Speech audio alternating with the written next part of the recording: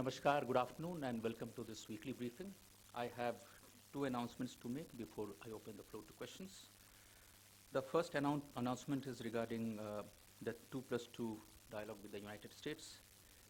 The second India-US 2+2 ministerial dialogue will be held in Washington, D.C. on 18th December 2019. From the Indian side, Raksha Mantri Shri Rajnath Singh and External Affairs Minister Dr. S. Jaishankar will lead the Indian delegation.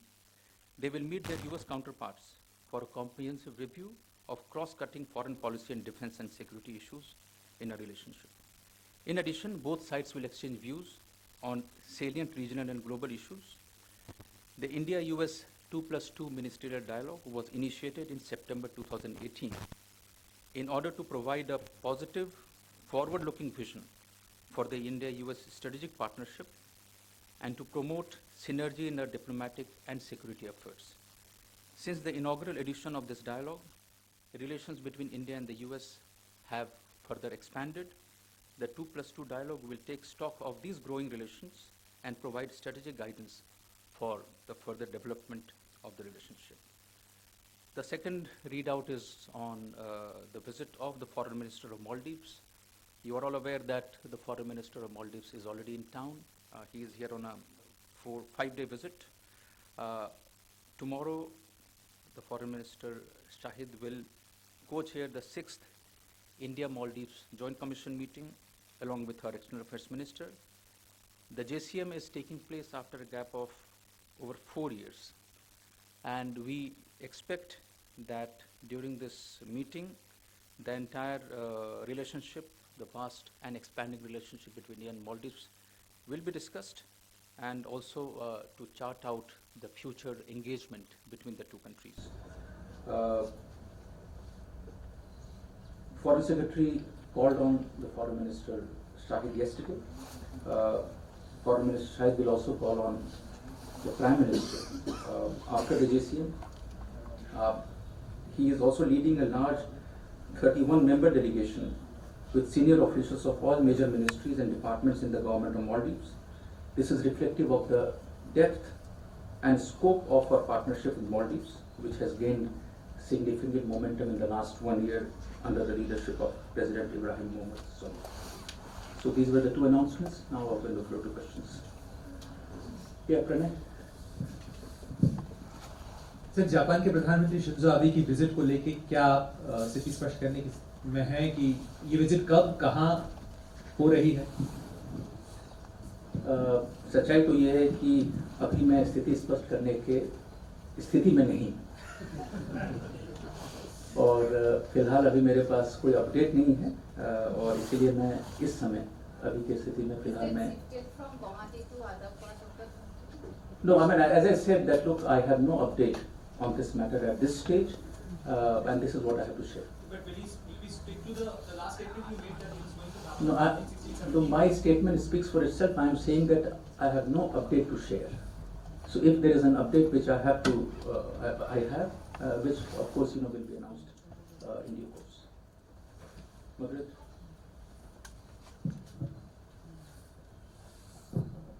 Sir, Bangladesh के विदेश मंत्री ने भारत के दौरे को cancel कर दिया है। इसके अलावा बांग्लादेश में जो सरकार का स्टैंड है, खासतौर पे सीएबी को लेकर, उस पर भारत का क्या कहना है?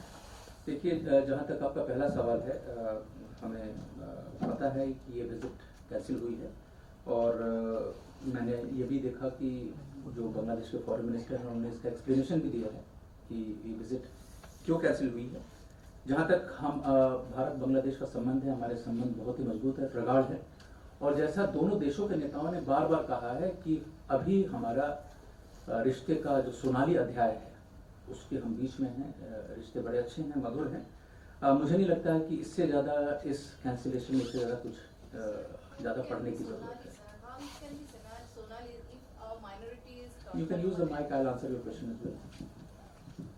So how it can be Sonali Adhyay because Hindu minority is tortured over there. That's why cab is. You see, I can restrict my comments only to the matters which are pertaining to the Ministry of External Affairs.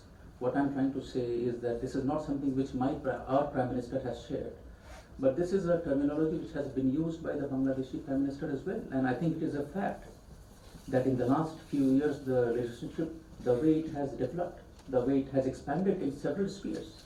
But core issue was never addressed. No, I think you see, even on the core issues, we have made statements. All the core issues we have made statements, and and that is where we stand. So as far as we are concerned, the relationship is very strong, and we do again reiterate that this is a Sonali Adhyay relationship. Sridhar? So why has the Bangladesh foreign minister cancelled his visit? What have you been informed about it? Have you been informed through any official channels? And also, have they raised, in the light of the fact that the CAB has just been passed in Parliament yesterday, have they raised this issue officially with India? And have they linked it to the foreign minister's visit cancellation? You see, I think the first question I answered. In fact, I forgot to answer the second part of the question. I think we need to delink the two. I think the cancellation of the visit of Bangladeshi foreign minister, who was scheduled to come to India to attend the Delhi dialogue, is separate. And I think he has explained. I think he's talking about some scheduling issues. He said that the foreign secretary is out, and he's also mentioned about other reasons. So I think we will have to accept what the Bangladeshi foreign minister is saying. On his comment, which he has made about the CAB, you see, I think, frankly, there seems to be some confusion.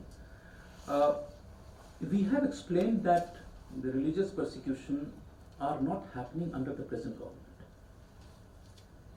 The migrants who have sought refuge in India from Bangladesh have faced persecution and abuse on religious grounds during the military rule and also during the previous governments in Bangladesh, and this is something which was explained by the Home Minister in Parliament yesterday.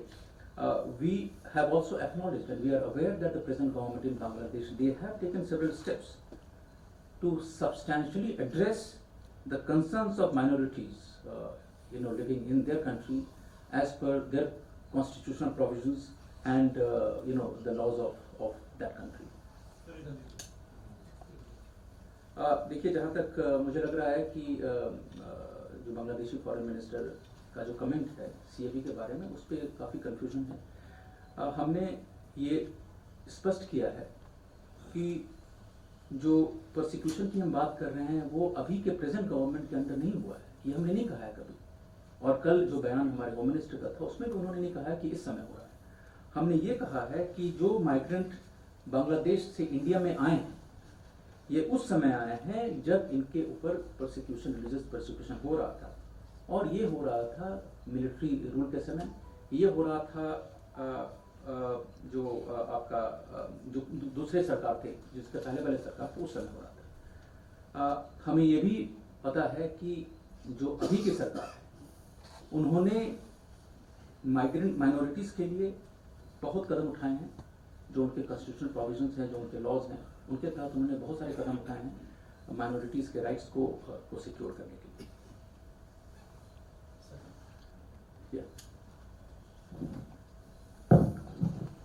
Sir, Pakistan के प्रधानमंत्री इमरान खान का फिर एक बयान सामने आया है. उन्होंने कहा है कि भारत सिस्टमेटिकली एक हिंदू राष्ट्र की तरफ बढ़ रहा है, एक हिंदुत्ववादी एजेंडा लागू किया जा रहा है. और दूसरा ये जानकारी सामने आई है कि US की तरफ से कि पाकिस्तान ने F-16 का प्रयोग किया था भारत के खिलाफ. तो उस पर क्या स्थिति है ऑफिशियल?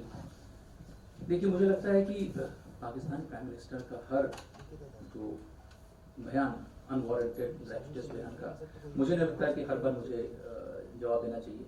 हर बार उनकी दखलंदाजी होती है हमारे इंटरनल मैटर्स में. मुझे लगता है कि पाकिस्तान के अंदर क्या चल रहा है, उनकी जो ट्रीटमेंट है उनकी अपने रिलीजियस माइनॉरिटीज़ के लिए, और जो उनके कॉन्स्टिट्यूशन में इम्बाइब, इनफैक्ट उनकी कॉन्स्टिट्यूशन में डिस्क्रिमिनेशन है, जो उनका ब्लास्फेमी लॉ है, जो ड्रैकोनियन ब्लास्फेमी लॉ है, और जो उनका जो स्टेट का जो रवैया है माइनॉरिटीज़ को प्रोटेक्ट करने के लिए, मुझे लगता है कि उनको उस पर ज़्यादा ध्यान देना चाहिए और उनको उनका प्रोटेक्शन इंश्योर करना चाहिए. उनका जो राइट्स है, जो को रिलीजियसनेस, जो माइनॉरिटीज़ के राइट्स हैं, उनको प्रोटेक्ट करना चाहिए. इसके बजाय कि हर बार जो भी हमारे देश में होता है उस पर एक कंपल्सिवली एक बयान देना है, ये उनको इससे बचना चाहिए. and Assam's internet. Just hold on. I have answered the question. I mean, let me answer this. When You see, it will be clear the no, look, Japan made. just hold on. You see, these are that 16 ये source based report है और अगर ये report सही है तो यही हम काफी दिन से शुरू से बोलते हैं जो रिपोर्ट आई है मीडिया में वो सोर्स बेस्ड रिपोर्ट है लेकिन अगर ये रिपोर्ट सही है तो यही चीज तो हम काफी दिनों से बोलते आए हैं Athar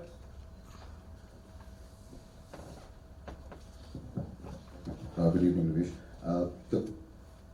The advisor to Bangladesh Prime Minister Sheikh Hasina has spoken to us just now, sir, and he has said, and I quote now, being the closest diplomatic ally of India, we are concerned regarding the internal developments in India. No bill should hamper the long-standing relation between the two countries.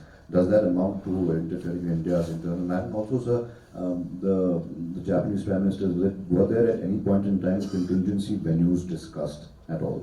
You see, I think on the first question, as I mentioned earlier, you see what is happening in the CAP is something which has happened through a parliamentary process. It is an internal matter of India. And I think if he says that no bill will affect the good relations, strong relations, no, I think I would rather put it this way, that no bill will affect the relationship, the strong relationship between India and Bangladesh.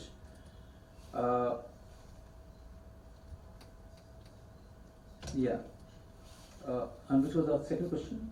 Were at any point in time contingency when you discussed for the last? No, you see, I think when you plan a visit, when you plan an incoming visit, there are several options which you look at. And you also look at options in consultation with the visiting side.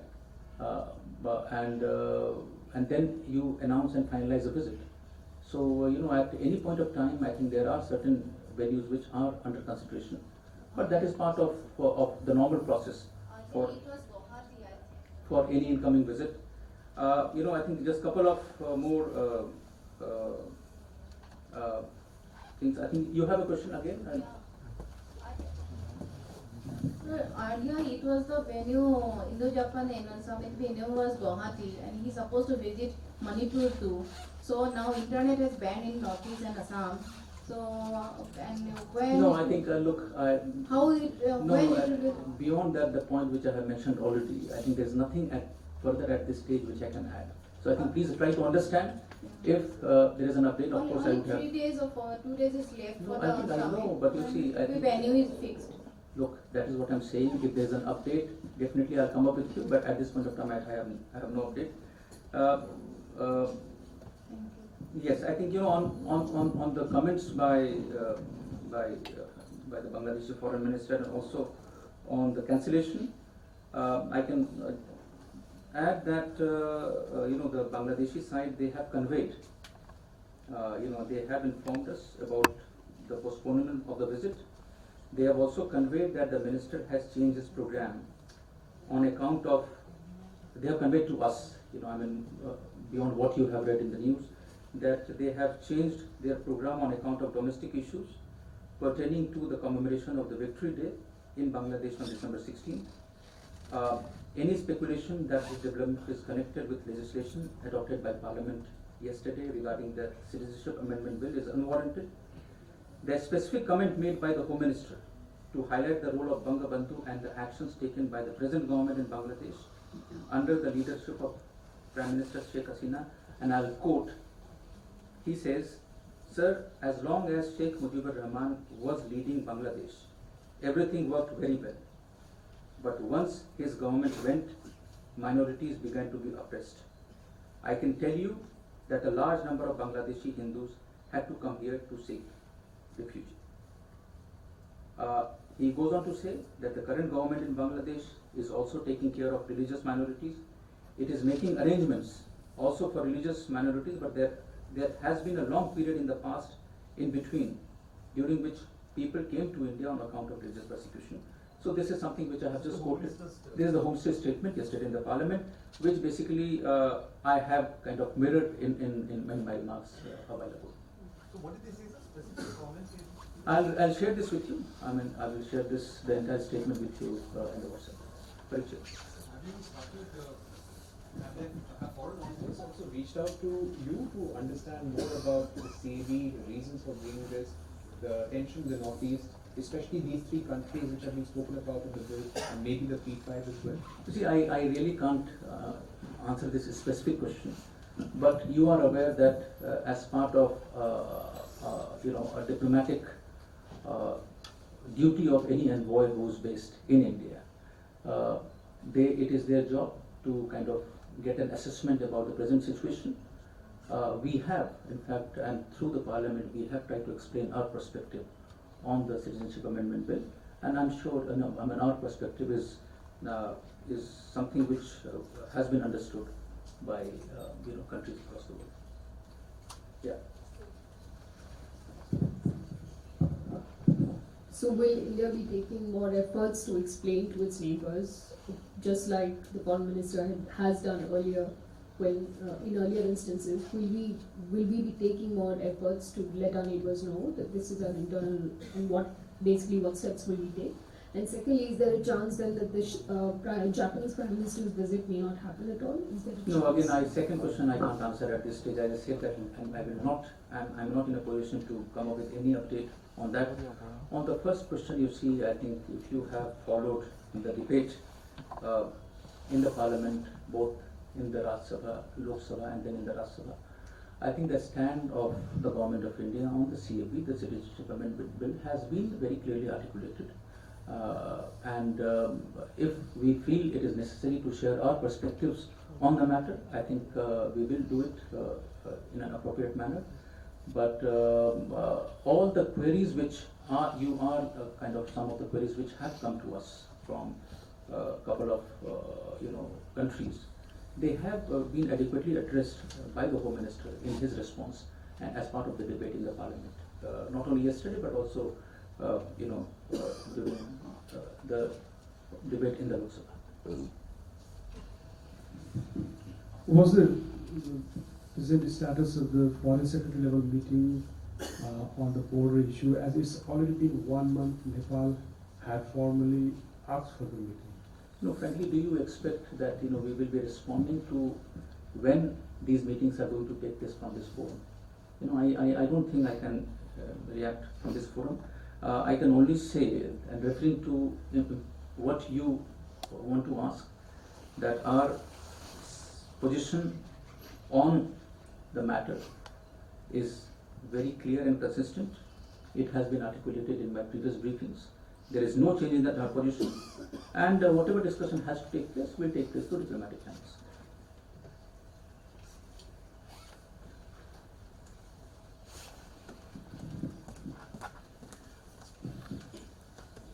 The Japanese government today officially announced the venue of the summit.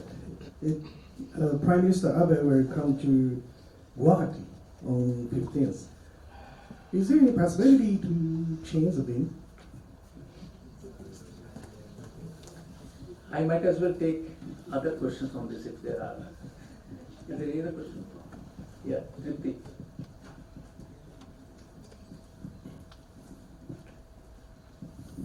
With 96 hours to go before the visit, I understand there is uncertainty over the choice of venue given the emerging security situation. Has the Japanese side expressed any apprehensions over taking their Prime Minister there? Okay. Anything else? Anybody else? Now, the answer to both the questions still remains the same, that at this point of time, I do not have any update which I can share with you. But rest assured, if there is one, we will come up with, and all of you will get to know. By when can you? No, I don't have a timeline. Yeah, Siddhant. So, any confirmation on India-China border talks? They were expected. They've seen the reports, but any confirmation? No, what I understood from my discussions earlier today, that we are still in touch with the Chinese side to finalize the dates for the SR talks. And there is a direction. There is a direction from the two leaders that this has to take place at the earliest. And as we have more details, we will share the same with you. Good. Small clarification. Yeah. See that. You said that the Bangladesh side has noted the specific comment by the Home Minister. Isn't that what you said? Saying that as long as Bangabandhu and the current government are, the persecution did not happen under Sheikh Mujib and his daughter. No, I didn't say that. I basically explained to you first that we were informed about the postponement of his visit. Second was I told you that the reason why it has been cancelled, which has been communicated to us officially, and we have been told that this is on account of the domestic issues pertaining to the commemoration of the Victory Day in Bangladesh on December 16th. And then I went on to add that if there is any speculation that this is connected to the CAP or the developments related to CAP, it is unwarranted. And then I quoted the statement, the remarks made by the Home Minister as part of the. As part of the. No, I mean that I am saying. I am saying simply because the statement by the Foreign Minister makes it very clear. He has said something in the media. He has said to us something officially, and this is the reason which he has given to us. As I said, I don't think there is any reason for us to read much into this postponement. We do enjoy a very strong, very healthy relationship with Bangladesh. The two leaders, they share a very good chemistry, and we do believe that this is the Sonali Adhyaya in the relationship between the two countries. Maha? So since Bangladesh is a friendly country and since the foreign minister has made those statements to the official agency there, he was also quoted as saying that he was in a meeting with the US envoy, and even the US envoy expressed concern about citizenship amendment bill.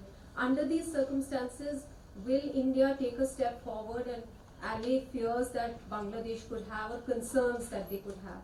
No, look, if people have been following the debate and what the Home Minister has said in the Parliament yesterday, I think that would definitely allay many of the fears or many of the apprehensions which people may have. I don't think there is anything for me to add to that. And that is the reason why I quoted the exact statement by the Home Minister on a matter where apparently he had expressed some concerns.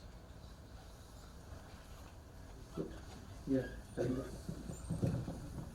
Sir कल एक MP ने कांग्रेस के MP ने इस तरह का बयान दिया था पार्लियामेंट में लोकसभा में कि काजीकोट में कुछ पासपोर्ट्स ऐसे आए हैं जिन पर लोटस का साइन है जो कि बीजेपी का सिंबल भी है।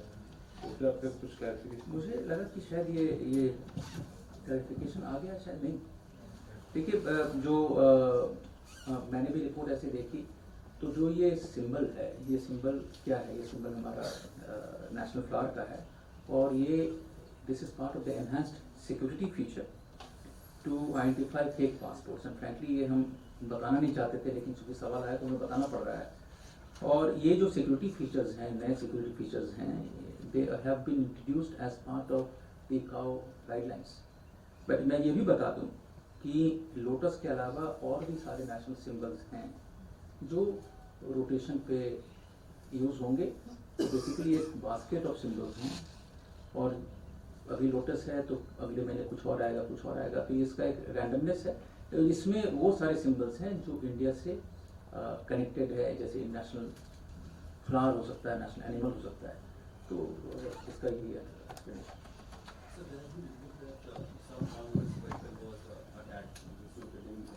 Northeast states, so you have anything to say? No, not really. Frankly, I'm not aware of such reports. But again, this is a law and order matter. Unless I hear from the ground as to what has happened, I won't be able to comment on the specific reports.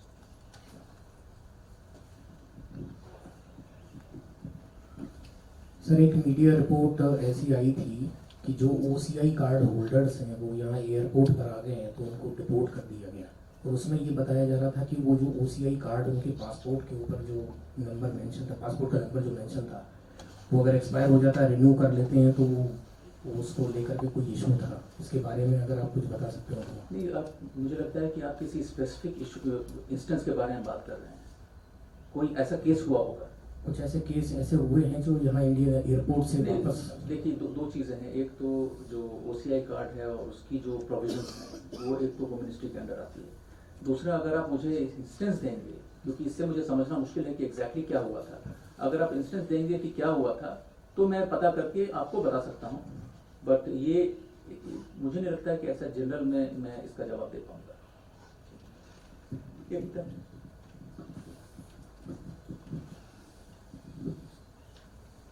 So recently there was a statement by the United States Commission for International Religious Freedom, and there was a comment by the United States Foreign Relations Committee about the Citizenship Amendment Bill. How do we see, and did we take up the issue of the comments with the US side? You see, our statement on, which was made by the USCIRF, I think we have already reacted to that statement. On a comment by the Foreign Affairs Committee, US Foreign Affairs Committee, our views on the government of India's views on the Citizenship Amendment Bill, it has already been articulated in the Parliament. We have reached out to the members of the US Congress. We have reached out to other stakeholders to share our perspectives on the bill. We feel that given our strong engagement, the engagement which we shared with the Congress and other stakeholders in the US on matters of mutual interest, we do expect that the members of the US Congress will take into account the government's position, our views, before drawing a conclusion on the bill. No, I mean, look,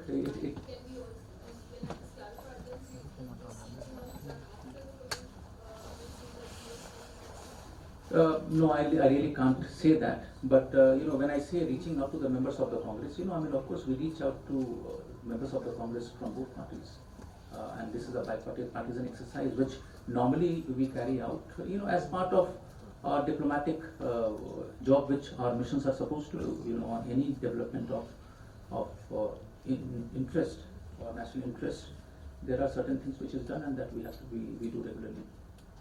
Geeta? Ravish, a question was asked on the F-16s report. There's a US report I think you responded to the question about misuse of F-16s, but also vindication of India that F-16s were indeed used by Pakistan on this side of the border rather than on the Afghan. No, I did reply to this question. I said that, look, the report has come in a newspaper, right? The report is based on source. So frankly, for me to react to source-based report is difficult, number one. Number two, if indeed the report, whatever is there in the report is true, then I said that this is what we have been saying all along. You look at our statement which we have made at the time of when we detected that Pakistan had used F-16, and we had made a statement. So this is something which we have been saying all along.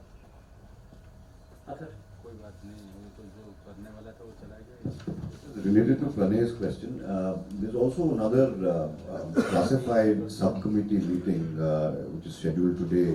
It's also a bipartisan subcommittee on foreign affairs in Asia.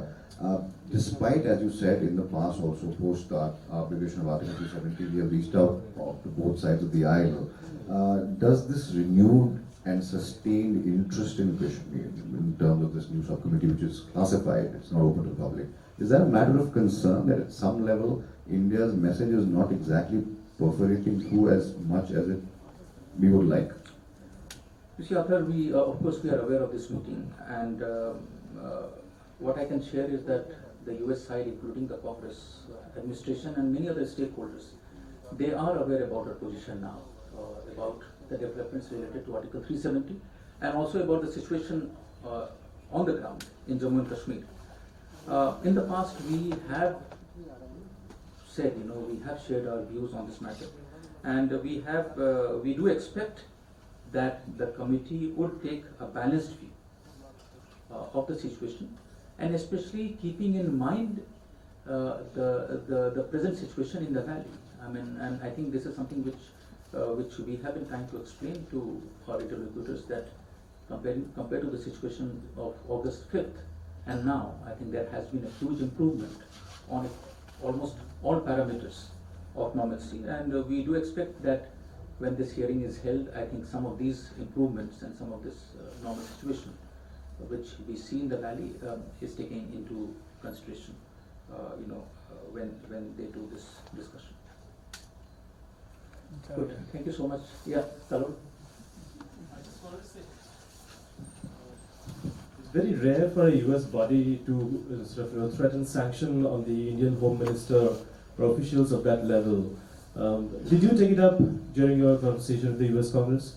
No, look, Talur, On this particular issue, that the Home Minister was. I think I will not be able to answer on this particular issue. I think you would have seen our statement, and it's a statement which basically encapsulates our view on the matter, and they have all been contained in the 4 paragraphs, 5 paragraphs of the statement which we have issued.